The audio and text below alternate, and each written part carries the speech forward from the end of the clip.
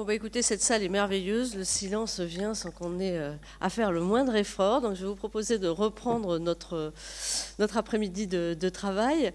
Et après cette table ronde qui, grâce à nos excellents collègues et confrères des Archives nationales, nous a permis d'avoir une vue très vaste de ce panorama des fonds, et je les en remercie vivement, nous allons maintenant passer à un deuxième moment intitulé « L'exploitation des sources sur le Louvre, retour d'expérience ». Donc là, on va prendre des cas, des dossiers, et on va regarder ce que donne un peu la chair de ces archives que l'on a vues en panorama dans le début de l'après-midi.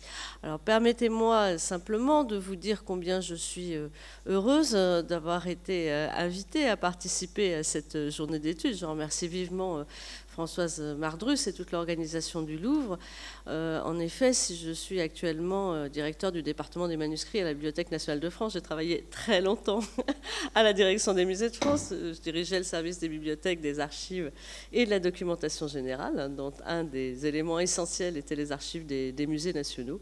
Et voir combien ces archives sont mises en valeur cet après-midi est évidemment un sujet de grande joie pour ce qui me concerne. J'en profite aussi pour saluer la présence dans la salle de ceux qui ont travaillé pendant de longues années aux archives des musées nationaux et qui sont pour beaucoup dans la qualité des présentations, enfin de l'ordonnancement des fonds et des instruments de recherche qui ont été élaborés à l'époque. Alors je cherche des yeux Daniel Criset, voilà, c'est ça, de la branche historique des archives des musées nationaux, Alain Prévé et Elisabeth Ray-Frandrage, qui montrent votre simple présence, témoigne, et la mienne d'ailleurs, témoigne de l'attachement qu'on peut avoir à un fonds d'archives qu'on a entouré de ses soins.